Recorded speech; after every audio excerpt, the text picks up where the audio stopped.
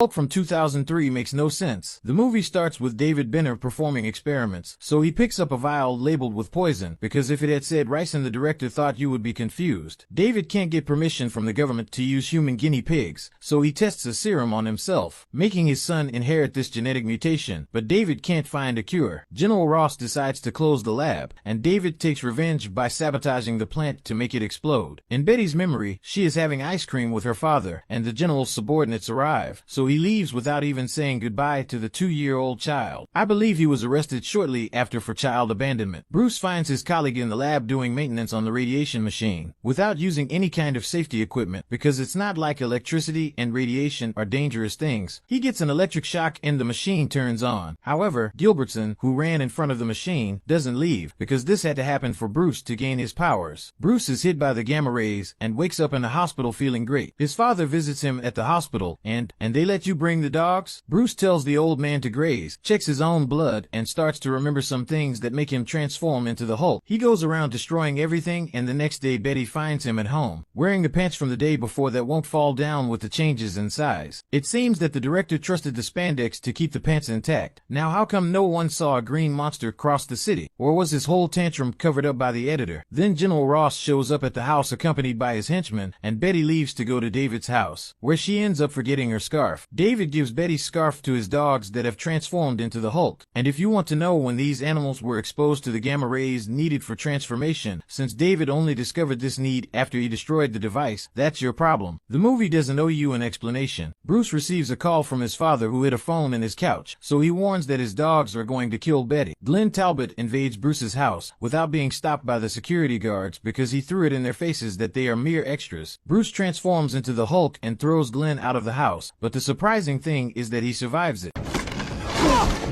Maybe he's immortal and we don't know. Hulk is shot by the agents and becomes bigger and bigger, even making his socks burst, but his underwear remains intact because it is more accustomed to the user's change in size. Hulk saves Betty by defeating the dogs, so Bruce returns to his normal size. Betty takes him to sleep and then betrays him by handing him over to General Ross. Meanwhile, David uses Bruce's DNA to gain superpowers. Bruce gets a visit from Glenn, and he says he needs Bruce's cells to emit some chemical danger signals. He'll probably tie Bruce up with 300 chains and send a machine to electrocute him while you watch from a safe place. After all, you're not an infinite idiot to provoke the guy like that in a one-on-one after almost being killed.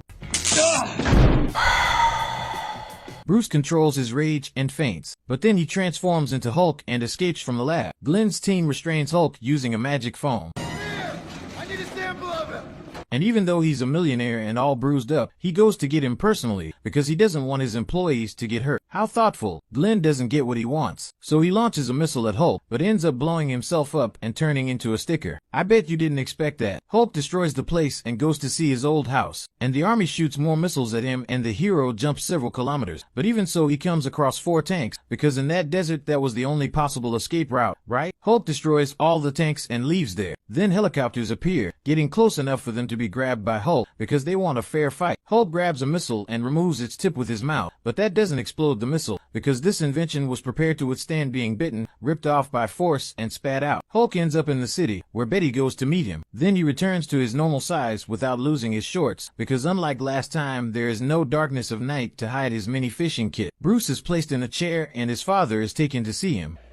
And know this, that we can make them and their flags and their anthems and their governments disappear. And no one does anything to stop David from provoking Bruce, because General Ross must be dying to see a CGI monster battle. So David bites the wires and starts consuming the energy. David leaves with Hulk, and they fall into a lake and start a fight that you can't see anything. Hulk passes all his strength to his father, who can't handle so much creatine and goes crazy, while Ross orders his pilots to blow them both up. So Bruce goes to live in the forest. The end.